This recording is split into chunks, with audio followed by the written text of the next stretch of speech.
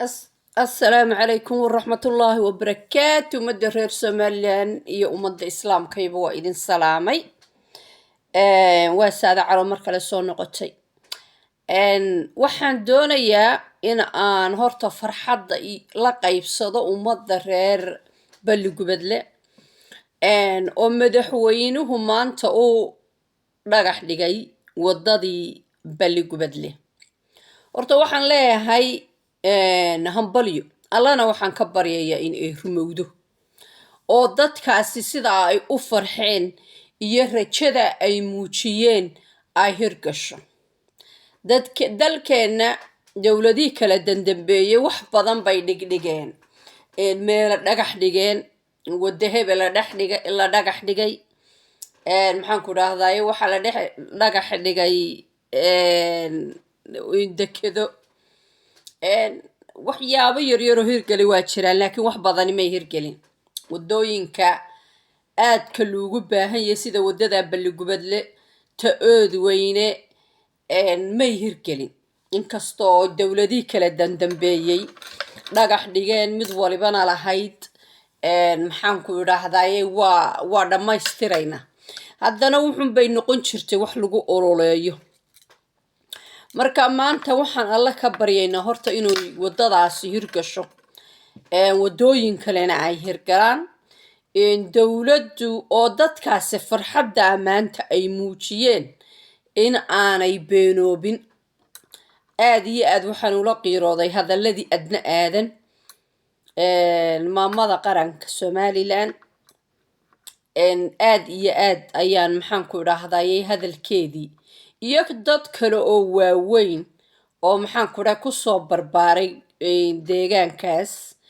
farxaddii ay muujiyeen aad iyo aad ayaan u jeclaystay. laakiin alla waxaan ka baryaa inaanay beenoobin inay rumowdo dowladduna waxaan aaminsanay inay maxaan ku raahdaa guntiga dhiisha iskaga dhigi doonto oo ay wadada hirgelin doonto iyo qaar kaleba. waxaan rajaynayaa dowladdu 5 sano in ay ka faa'iideysato oo wadooyinka ay ka ballan qaaday ay hirgeliso haddii ay musuqmaasuqa iyo lacagaha la lunsanayo iyo waxyaabaha ay xakamayso. waxaan aaminsanahay maxaan ku raahdaa inay wax badan qabsoomi doonaan. dadka qaar baa oray musuqmaasuqa u haysta wax yar yar laakiin waxa la musuqmaasuqa lacago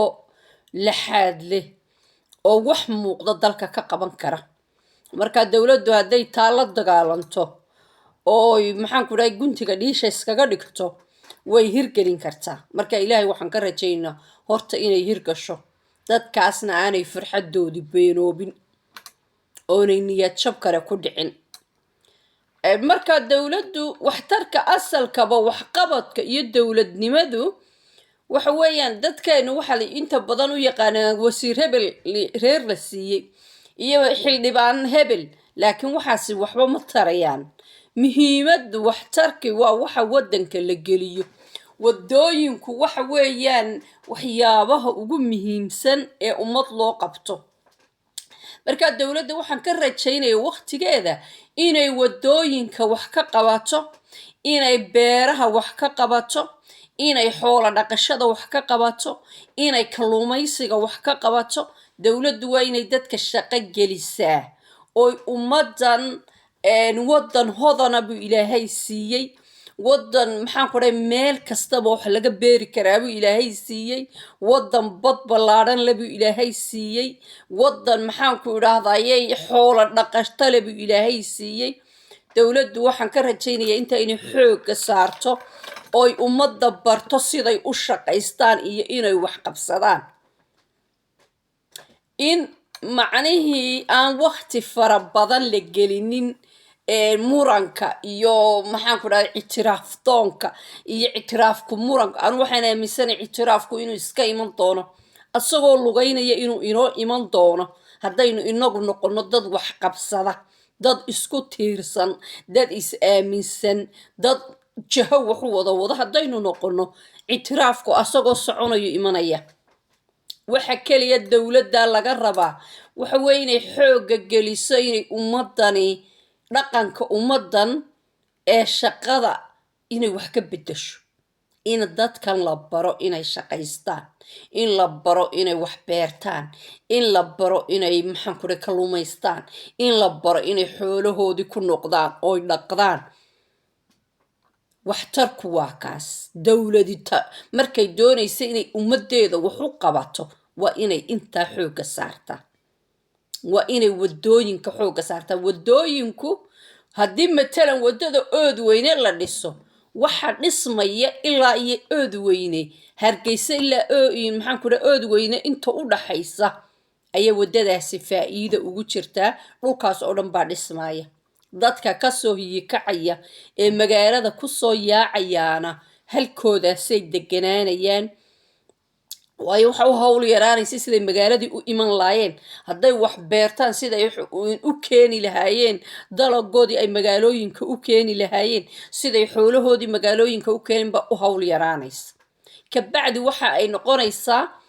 iyo siday magaalooyinka macni magaalooyinka waaweyn ugu xidhnaan lahaayeen marka wadooyinka inay dawladdu xoogga saartaa waa wax aad iyo aad u muhiim ah marka waxaan usoo galo kaliya inaan ummadda reer Balli-Gubadle aan idhaahdo horta hambaliyo in la idin dhagax dhigay waxaanaan rajaynayaa oo ku rajo weynahay inuu madaxweynuhu ka rumayn doono inay dowladda Somaliland ka rumayn doonto dhagax dhiga oo ay dhagax dhigyadii hore kale aan iska noqon doonin marka ummadda reer Balli-Gubadle hambaliyo ayaan leeyahay allana waxaan ka baryayaa sidaas inay rumowdo dowladuna waa inay xoogga saarto ummadda reer Somaliland dhammaantoodna waxaan leeyahay walaalayaalow dowlad looma wada shaqeeyo ee dalkiina wax ka qabsada oo hadday wadooyin la idin dhiso oo maxaan ku dhahay wadada macnaha idin samayso oo deganaada oo beerta oo xoolihiina dhaqda markaas dowladdu waa inay intaa fahantaa dadku inay deegaanadooda siday u joogaan oon Hargeysa iyo Burco loogu soo ururin waa in wadooyinka iyo maxaan ku idhaahday biyaha laga taageera si ay xoolo dhaqatadu u sii socoto siday beeralaydu u sii socoto marka anyway waxaan leeyahay hambaliyo madaxweynahana waxaan leeyahay guul iyo gobonimo in aad boqolkaagi cisho u horeeyay wadadii Balli-Gubadle ee ka ballan qaaday aad dhagax dhigtay waxay muujinaysaa rajo fiican iyo wixii aad ballan qaaday oo dhan inta taagaaga ah in aad hirgeliso marka hambaliyo ayaan leeyahay reer Balli-Gubadle assalaamu calaykum waraxmatullaahi wabarakaatuh